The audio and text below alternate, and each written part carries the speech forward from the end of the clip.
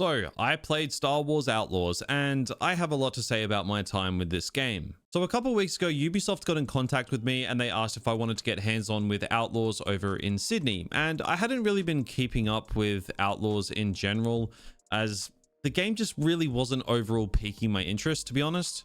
As you've probably noticed by the lack of videos I've had on the game on this channel in the past year or so. So I figured, why not? Let's try it. Let's play it. Let's see what Star Wars Outlaws is all about. So I had a short playtest with the game a few days ago, and I have a lot to say about this game. Now, full transparency, Ubisoft... Yep, cheers. That's Ellie, by the way. She's also the spawn of Satan. Now, full transparency, Ubisoft have not paid me to make this video. They did pay for my flights and accommodation, however, and they haven't had to approve this video. I wasn't obligated to make this video and, you know, talk about my content and my time with the game. This is purely because I just want to. And I mean, I never upload on this channel anyway because I'm too busy with my other channels. So I'm doing this because just screw it, basically. I want to weigh in my 2 cents on the game itself, my playtime with it, as well as the controversy surrounding the game and its creators who have also gone to events like what I went to. I'm actually going to dedicate the last part of the video talking very specifically about that because I have a lot to say because, yeah, we'll get to it. So I got just under 2 hours with Star Wars Outlaws. We didn't record footage, so the footage you're seeing in the background is not mine. This was just an event where we played. There was no capturing at all. But the background footage you're watching is the section of the game that I did play just for full transparency. So straight off the bat, based on my playtime, is this game going to win Game of the Year? No, it's not. But is it also as bad as the internet hate would have you believe? Definitely not. The vast majority of that hate comes from people who haven't even played the game, which basically sums up the internet in 2024, which is, again, something I'll get to later in the video. Now, a lot of other creators who have played the game early, such as Luke Stevens and Bombastic, who's actually a good friend of mine, and I had a very good chat to him about this game and all the controversy. Creators like that have been giving this game a 7 or an 8 out of 10, which I honestly think is a pretty damn spot-on assessment. Again, judging from my playtime, Star Wars Outlaws is not going to win Game of the Year, but I can see it being a solid Ubisoft open world experience. So let's talk about the good first. The open world shares a lot of DNA with Avatar: Frontiers of Pandora, which was built in the same engine as Outlaws and was also developed by Massive Entertainment. This became readily apparent to me straight away with small details like the way the wind works, blowing the trees in a really cool way, making the world just feel a little bit more real. Frontiers of Pandora is, I think, statistically the best looking game ever made according to Digital Foundry, and having cranked that game on a 4090 at 4K, I definitely can vouch for that. Outlaws is made with that same engine, so of course, naturally, this game looks great. The cities are detailed and atmospheric. The wide open plains are great to look at, but most of my time in those open plains, I wasn't really exploring. I was on a speeder bike or pretty much just heading to an objective directly. So when it comes to side content in the world itself, I didn't really have much of an experience with that, but the locations are impressive from what I have played. Now, performance-wise, the game actually ran incredibly well. I wasn't really running into any frame rate drops or any hitching or anything like that, which is something I did encounter when I played Jedi Survivor in LA last year, and I think we all remember how Jedi Survivor launched. Now, I don't expect that to be the case here, but we weren't playing on the final build, so anything can happen between the build I played and the final build of the game. But logic would expect it runs the same, if not better. So I don't think performance will be an issue for Outlaws come launch day. So if you're worried about the game's performance, which to be fair in the modern games industry is fair enough, I don't think you need to worry when it comes to Outlaws. Now, another surprising highlight of my time with the game was Nyx, Kay's companion. Companions in video games are very commonplace these days with God of War Ragnarok, the Jedi series, and you're getting the same thing here. Now, in comparison to Jedi Survivor directly with BD1 as Cal's companion, you will use Nyx way more than you do use BD1 in those Jedi games. He can do almost anything you as the player can do. He can attack, distract, steal, open pathways, set bombs off. Like, he's a crafty little guy. Like, you name it, he can pretty much do it. He's actually extremely integral to the core mechanics of the game, which I must admit I wasn't really expecting. Now, I think the overall gameplay in general is solid. It's not groundbreaking whatsoever though. but it's more in line with what you come to expect from a Ubisoft title. Stealth is fun, but the AI are a little inconsistent with how smart they are. Like, they are by no means as smart as the AI in like The Last of Us Part 2. I think that's still the benchmark of enemy AI, to be honest. The blaster gameplay actually feels pretty good, which surprised me because when I was watching the gameplay, I was a little iffy on the blaster gameplay, but actually having it in hand, it feels pretty good. And that's even with the fact that I played on controller, which I absolutely hate playing shooters on controller. It drives me insane. I'm not sure of the difficulty I was playing on, but enemies were pretty easy to take down. It was like 2 headshots and they were down, and it was really easy to land them. So I didn't really feel like I needed to pursue stealth. You could kind of just get away with guns blazing. Now, one of the sides of the game that I was actually really impressed by, again, as someone who just hasn't really been following the game, was the crime syndicate reputation system, where essentially if you do certain acts in missions or throughout the world, you can earn favor with one syndicate for better missions or better rewards. But in doing so, you'll piss off other factions to the point where you'll get the complete opposite, and seemingly to the point where they'll actually try and kill you, which is pretty cool. So actions have consequences, and when you're playing a scoundrel game, that I feel is an integral part of it, and it is definitely present here. I think it's overall a good system that will offer replayability to the game, and again, as someone who hasn't really paid much attention to the game throughout its marketing, I was surprised getting hands-on with this system. I think there's a lot of potential with this, and I think it's going under the radar pretty heavily from what I'm seeing online. But as for the more negative and mixed aspects of Star Wars Outlaws, and there is quite a bit, again, this is not a flawless game by any stretch of the imagination. I wasn't really a fan of the traversal on the speeder bike. It felt a little bit stiff, and you're often shooting whilst on your speeder. You have like this Deadeye ability, which to be honest, felt pretty clunky. Think Red Dead Redemption's Deadeye, but just clunkier. That's basically the best way to describe it. So that to me felt a little bit off. It could be due to lack of familiarity with the game's specifics mechanics, sure, but I felt it was worth noting regardless. Now, I have seen this game get quite a lot of hate for the facial animations in the cutscenes, and having played the game myself, I must admit, they do still look pretty rough. They are by no means as bad as some other games out there, but they do look a little bit dated, I must admit. Now, my playtest was in a 21:9 aspect ratio. This is because they wanted to achieve a more cinematic look. You've probably noticed by now that they've released a lot of widescreen gameplay throughout the game's marketing, and this is to make the game feel more cinematic. I get what they were going for here, and I think for some people, it's definitely going to achieve that, but for me personally, I just didn't like it. It felt really claustrophobic, but from what I understand, you can switch that off and just play in normal aspect ratios, which to be honest is something I'm going to be doing straight away. Now, as I mentioned earlier, sometimes the AI, they were a little inconsistent and could definitely be a little bit dumb and easy to sneak up on. You're often stealthing around a fair bit in this game, and you'll distract an enemy with nicks, which is really easy to do, and then you'll just walk up behind an enemy and clap them over the back of the head and knock them out. Like, it's really simple. Now, this was a bit of a problem for me because it reminded me of that scene from Obi-Wan. I'll play it now. So basically, there's a lot of that going on in this game when it comes to the stealth. There are some takedown animations that do sell it for sure, but there are a few that, yeah, were kind of like the scene from Obi-Wan, which was a little ridiculous. Like, Kay has fists of steel and doesn't really need to do a whole lot to knock people out. It's kind of weird. I also wasn't really a big fan of the UI in the game. Like, it's fine, it does what it needs to do, and it sells the vibe that the game is going for, but there were moments in my playtime where there would just be a bunch of things on screen, and you're kind of like, whoa, like, all right, I get it.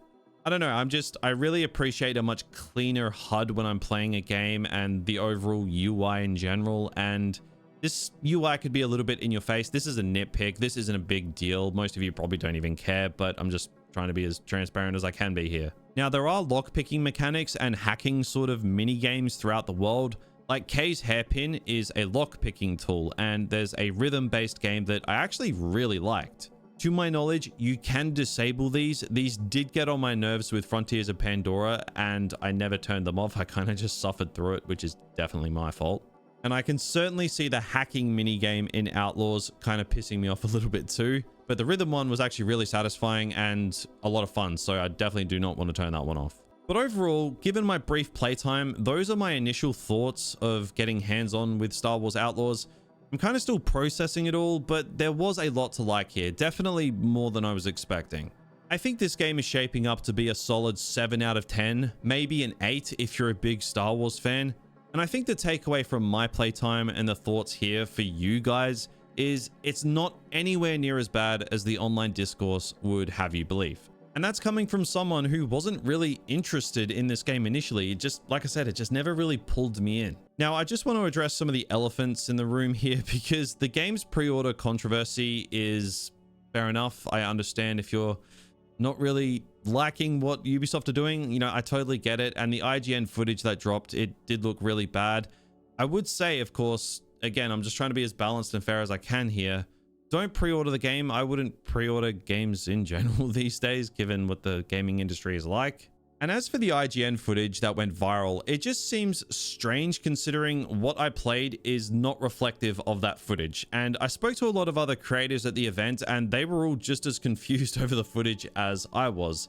What you see in that footage is definitely not what the game is like. But I wanted to dedicate the last portion of this video to talk about something very important, and that is the overall toxic side of the controversy surrounding Star Wars Outlaws. So let's just do this. Look, the fact that I haven't given this game a 1 out of 10 disaster rating in this video and torn it to shreds has probably sent a bunch of people into the comments already to complain, say I'm a paid shill, and I don't know, whatever other buzzword gets people stroking themselves these days. I can't keep up. But if you know anything about me and the content I've made over not just this channel, but my other channels, then calling me a shill is like one of the dumbest things you can do, and honestly just makes you look stupid. If something is shit, I am the first to call it out. Like, just go and look at all my channels. I have had people in droves, like tens of thousands of people over the past year or two, saying that I'm a hater, I'm a grifter, I'm hating just for clicks, and you know, shit like that. So the fact that people are gonna, I know for a fact, come to the comment section of this video and say I'm a shill because I didn't give the game a 1 out of 10 review from the 2 hours I played, like, I just know it's coming, so I had to address it. Because for some reason, when it comes to games like this, if you don't give it a 1 out of 10 and you give it a 7 out of 10, which is a pretty run-of-the-mill rating, then you're a shill. That's just how the internet works now. Now, I actually spoke about this on my movie channel recently, that we live in a time of extremes when it comes to online fandom. You know, everything has to be a 1 out of 10 or it's got to be a 10 out of 10 with no room for logical discussion in the middle. Like, it is so brain dead. And judging from my time with Outlaws, this game is just not a 10 out of 10, but you know what? It's also not a 1 out of 10 either. It's none of them. Star Wars Outlaws, realistically speaking, is probably in the 6 to 8 out of 10 region. It's by no means a masterpiece. It is by no means as bad as the online vitriol would have you believe. And if saying that makes you a shill, then Jesus, man, that word has just lost all meaning. A good buddy of mine, Bombastic, made a video talking about this stuff, which I highly recommend that you go and watch. And we actually had a really good chat about this in person a few days ago. And out of respect to him, I'm not going to mention the specifics of what we spoke about. But talking to him and other creators as well just highlighted to me how ridiculous things have gotten with the discourse around not just this fandom, but online fandom in general. Doesn't matter if it's Harry Potter, if it's Star Wars, if it's Game of Thrones, 3 franchises that I love. Star Wars has slipped to the wayside a fair bit in recent years, I must admit, but it just feels like common sense is a pastime in online spaces when it comes to online fandom. And the amount of accusations being thrown at creators about throwing their integrity out the window when it comes to reviewing these games is just absolutely ridiculous. Like, just let me draw the line in the sand here, because I'm really getting sick of this, to be honest. We are not told to say anything. We are not paid to say anything. The vast majority of creators that get invited out to events to play games like Star Wars Outlaws do not trade in their integrity for the hope of being invited back to a future event. Yes, shills do exist and they will legitimately compromise their integrity to come back to other events, but I cannot stress to you that is an extreme minority of people, and not anyone that I have ever spoken to at any of the events I've gone to have been those people. The vast majority of people there are straight up. They will tell you, you are allowed to say at these events if you don't like the game. You are allowed to criticize. I spoke with the director of Jedi Survivor face to face and said my problems with the game. And you know what he said to me? He said, awesome. Thank you for the feedback.